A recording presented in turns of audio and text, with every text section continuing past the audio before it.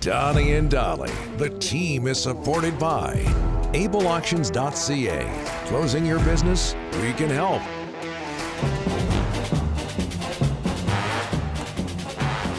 That's what I'm talking about. It is a Monday, and all of our guests today on this Monday, including Ross Tucker standing by, sponsored by Passat Motors. Passat is looking to help you save money in 2024. Choose no car payments, no gas payments, or no insurance payments until the summer. Get all the info at Passat Motors, BASANT Motors.com. What an NFL weekend, and here to talk about it, our friend Ross Tucker from the Ross Tucker Football Podcast, CBS Sports, and Westwood One. Ross, thanks for doing this, sir. How are you? My pleasure always, guys. Doing great. Thank you. I spent a lot of my time last night looking at your Twitter account and all sorts of great submissions by you.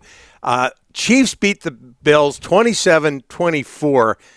Tyler Bass, wide right. You tweeted out after that, this is why I say kicking is a flaw in the game.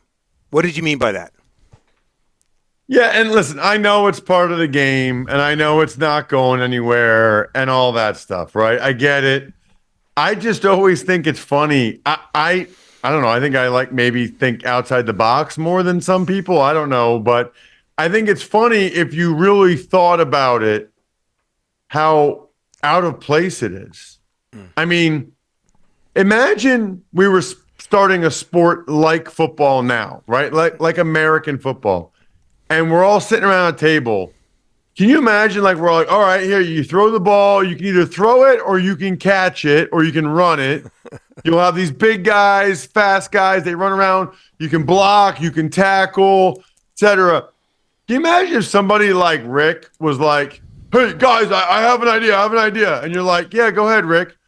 Why don't sometimes, at the end of the game, we bring out somebody that played soccer in high school and they can kick a ball in between these two poles.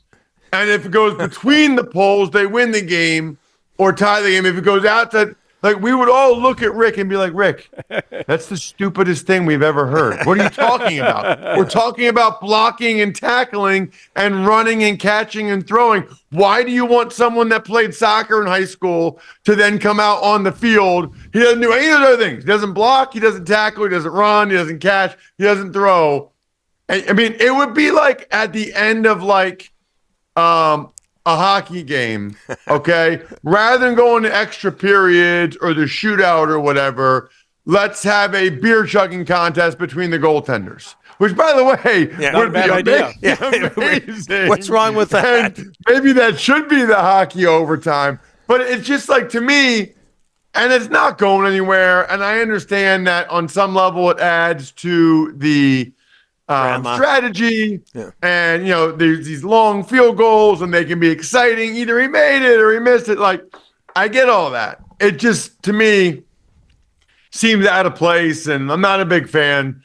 I think if we started from scratch, I don't think that would be part of it. Or maybe at least they have to play 20% of the snaps or something, right? I think that would be interesting. Mm-hmm. Somebody had a good idea. Maybe the quarterbacks just have to throw the ball through the posts, Yeah.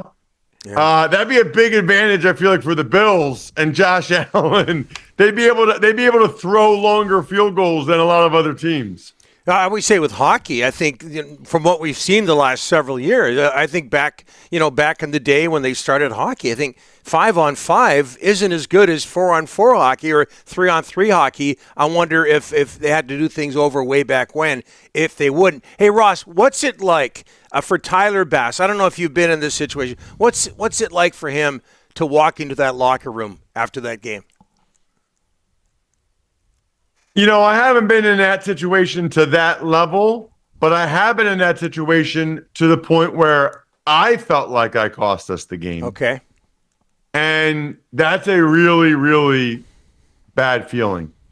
Really bad feeling. And for me, I can remember very vividly, it was 3rd and 1 against the 49ers, 2002. I'm 23 years old. And I did the best I could on Dana Stubblefield, but he throws me away and he makes the tackle.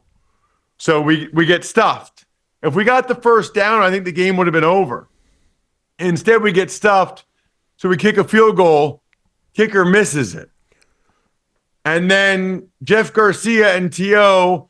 go the length of the field for a game-winning touchdown, and we lose. So there were other things that happened afterwards, but in my head, I cost us the game. In my head, if I had a better block, we get the first down, we win the game, and I thought I would get blamed for it. I probably told you guys the story before, but I really couldn't sleep all night. I mean, so I was only 23. I called my then girlfriend, now wife, 3 or 4 times, my parents 3 or 4 times. I literally stayed up and watched like every edition of the news to see if they were blaming me and or to watch the play.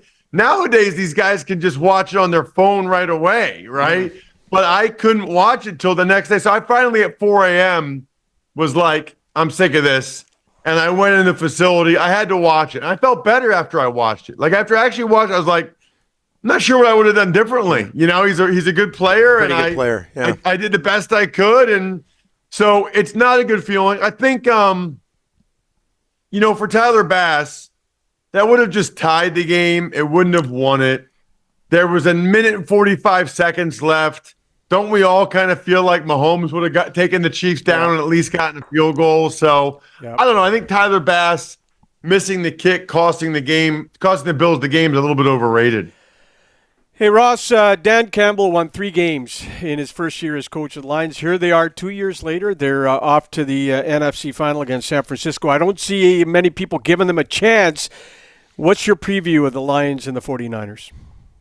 Well, first of all, I'm definitely giving them a chance. Okay. Because the Packers really should have won that game Saturday night.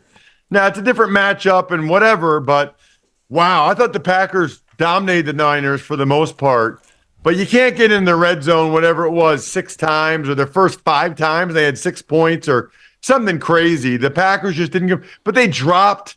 Keyshawn Nixon and Darnell Savage dropped interceptions. I mean, I thought the Packers were the better team, and I think the Lions are a better team than the Packers. I think the Lions absolutely have a chance of going to San Francisco and get that one. I think it'll be a good game, and I think, like a lot of these games, the team that is better up front will probably win the game. The team that wins a turnover battle will probably win the game, and the Lions have been pretty good at both those the last couple games. Ross, Lamar Jackson, 2 touchdown passes, but 2 rushing. He had 100 yards rushing. I mean, this guy is so fun to watch, but he kills you both ways, through the air or on the ground. How are the Chiefs going to stop him from running? Can they do it? Yeah, that's a really good question, Rick, especially, gosh, I can't believe I just said that, but especially because of what Josh Allen just did to the Chiefs running, right? I mean, by the way, Josh Allen, that guy is just outrageous. I mean, to stand out that much on an NFL field like Josh Allen and Lamar Jackson do, it's just bananas. It's just nuts. I mean, those are the biggest, fastest guys in the United States. And these guys make them look bad. I mean, Josh Allen's running all over the place. Lamar Jackson running all over the place. And then Josh is so big when he's doing it. It's nuts. I mean, it must be so fun. And it makes me wonder, like, how could they have ever lost a high school or college game? Ever. It's unbelievable. So I think that'll be a focus, is to get Lamar Jackson to throw from the pocket and not let him escape. But Josh Allen was able to escape a bunch. So the Chiefs better have a better plan than they did against the Bills.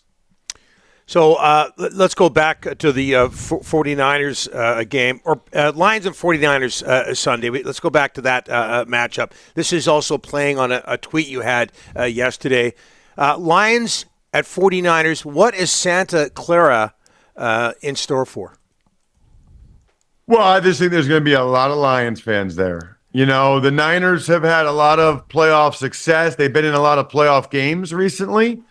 And so a lot of people in the Bay Area have had that experience. For a Lions fan going to a conference championship game, you really are talking about very possibly a once-in-a-lifetime experience, right? To be there and see your team maybe win to go to the Super Bowl. So I just think they've traveled very well this year. I think there will be a lot of Lions fans in Santa Clara, Levi Stadium. I think it'll be an incredible, incredible atmosphere. But I would imagine it's probably the most away team fans that they've seen in a long time. And the Lions don't typically travel as well as maybe the Steelers or the Packers or the Cowboys or the Eagles. But given the circumstances, I mean, anybody that's from Detroit that has some dough, they're going to go because this is a once-in-a-lifetime experience. What do you have money for if you don't go to this? Yeah. I mean, other than like food and a car and a house, like this is why you work, to be able to go and see your team in the NFC Championship game. So I would imagine there's a lot of people there. So Chiefs at Ravens, Lions at 49ers. Ross, the obvious question, we do that a lot here. Which two teams are going to the Super Bowl? I think if I had to pick right now, I would pick the two home teams. I would pick Baltimore and San Francisco. I think there's a reason why they're both favored. Would not be surprised at all if the road team wins. In fact, my guess is one of the road teams will win. If I had to put money on it, I'd probably lean to the Chiefs. Chiefs are in rarefied air right now, man. I mean, it really reminds me of the Belichick, Brady, Patriots, where there was like so many times where if Lee Evans holds on to the ball, the Patriots lose. Or if the Jags don't fumble, the Patriots. But they do those things, and the Patriots win. And that's what it feels like, right? Like that's where we're at right now when you play against the Chiefs. Like you almost have to be perfect to beat them in a playoff game. It's extremely impressive because it is so hard to do. Consistent success at anything in life, but especially in the NFL with the salary cap and the draft and injuries and in the playoffs where you're playing these close games like they did. They win so many of these close games. It's really, really quite impressive. And one more, Ross, before we let you go. The Packers, youngest team in the National Football League, and look at what they did in the playoffs. What's their future look like? Well, it's really bright. I'm glad you asked this. It's really bright, and they should feel great, right? But nothing is given to you, right? Like, I certainly hope they weren't looking at it that way because they had a golden opportunity Saturday night that they let go through their fingers. A golden opportunity. And now next year, you don't know who gets injured and who's healthy. You don't know what guys leave in free agency or what coaches leave or stay. And, maybe the Eagles get back on track and the Cowboys get back. Like, it's not, you can never take any of these playoff runs for granted because, look, the Bucs might be good again. The Lions are going to be good. It's just hard to get this far. You got to take advantage of it when you do. Ross, thanks for this. Appreciate it. We'll talk to you next week. Should be fun this weekend. My pleasure. Sounds good. Thank you, guys. You bet. Ross Tucker, football podcast, CBS Sports, and Westwood One.